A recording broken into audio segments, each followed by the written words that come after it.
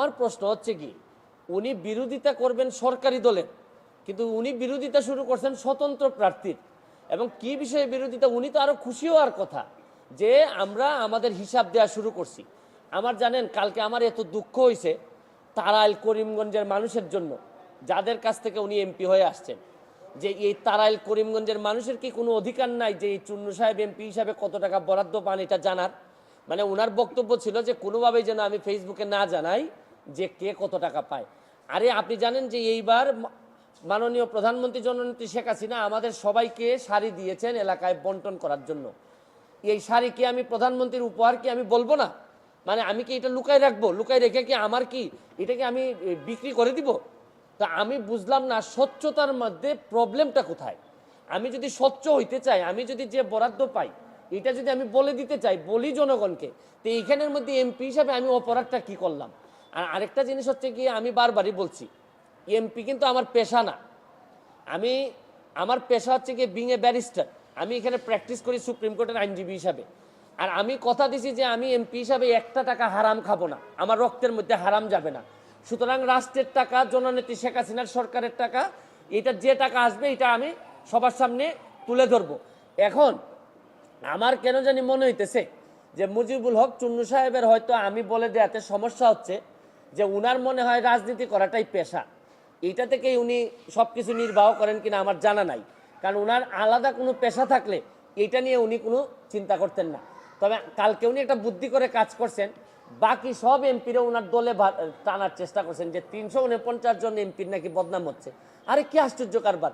একটা মানুষ এমপি হওয়ার পর তার বরাদ্দ সে বলবে না যে আপনারা জনগণের এই বরাদ্দ আসছে, আপনারা আপনারটা ভাগ করে নেবেন?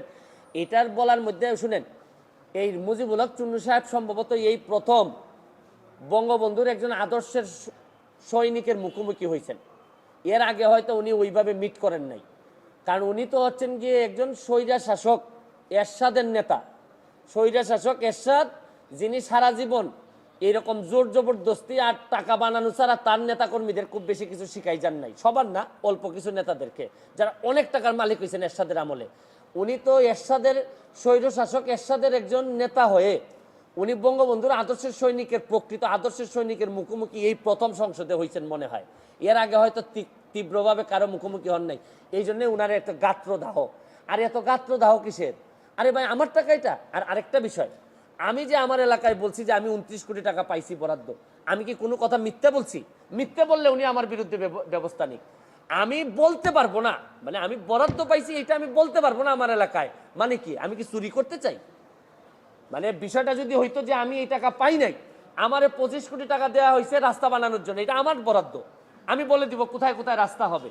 আমাকে দেওয়া হয়েছে মসজিদ মন্দিরে টাকা দেওয়ার জন্য 2 কোটি, এটা আমার বরাদ্দ, আমার নামে আসবে, আমি এগুলা দিয়ে দিব কোথায় কোথায় বরাদ্দ হবে। টিআর কাবিকে আসছে আমার নামে, আমি দিব কোথায় কোথায় বরাদ্দ দিয়ে দিব। আমার শুধু নিশ্চিত করতে হবে এই টাকাটা যেন আমি এবং আমার পরিবার খেয়ে না ফেলে, বা আমার লোকজন যেন খেয়ে না ফেলে। এইটার মধ্যে লুকালুকির কিছু আছে বলে আমার মনে হয় না।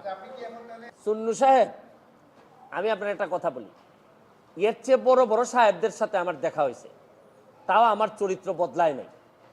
আমি আমার যে কাজ বিশ্বাস করে করি, স্বচ্ছতার সাথে করার চেষ্টা করি, যতদিন করব ততদিন এমপি থাকবো। এটা কি আমার বাপের পোস্ট নাকি যে সারা জীবন থাকা লাগবে এখানে? আমার যদি যোগ্যতা না থাকে, আমার চেয়ে ভালো লোক যদি আসে এমপি হবে। কিন্তু আমি যতদিন আছি অতদিন যেটা সাধারণ মানুষের, আমি চুন্নু সাহেবের কথায় আমি এমপি হই নাই। আমি এমপি হয়েছি আমার 7 লাখ মানুষের ভোটে এবং দোয়া এমপি হয়েছি, এবং ল্যান্ডস্লাইড বিক্রি হয়েছে আমার। আমি আমার জনগণকে খুশি করার জন্য যা করব তাই করব, আমি এর বাইরে কোনোদিন যাওয়ার প্রশ্নই আসে না। অবস্থা পরিষ্কার। আমি আমার যে বক্তব্য আপনাদের সামনে দিলাম, এই বক্তব্য আমার মাননীয় স্পিকারের সামনে দিব, সেই এখানের মধ্যে আলাদা হওয়ার কোনো সুযোগ নাই। তবে আমার বিশ্বাস এই যে এই মুজিবুল হক চুন্নু সাহেবের যে ব্রেইন আর যে অবস্থা, তার ব্যাপারে আমি যা শুনি তাতে আমার বিশ্বাস মাননীয় স্পিকারও জানেন তার অবস্থাটা কি।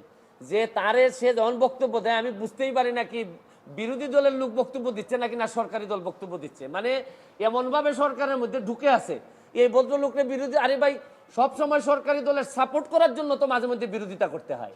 সরকারি দলের মানে আপনি সবসময় ক্ষতি চাইবেন তা না। সরকারি দলের আরে বাপও তো মাঝে মধ্যে ছেলের সমালোচনা করে, ছেলে বাবার সমালোচনা করে। আমার তো মনে হয় যে এই চুন্নু সাহেবরা এমনভাবে ভিতরে ঢুকছেন, এরা তাদের সক্ষমতা সম্পর্কে কিছু জানেও না, বুঝেও না। কেন যে বিরোধী দল হয়েছে আল্লাহ মাহবুদ জানে। আর এরাও 11 জন। আর আমরা স্বতন্ত্র আছি 62 জন। আমরা তো হিসাবে তো আমরাই বিরোধী দল হওয়ার কথা, কিন্তু এখন কারণে ও কারণে আমরা যেহেতু ওনারা একটা দল হিসাবে আসছেন তা আমরা ওনারা মেনে নিছি।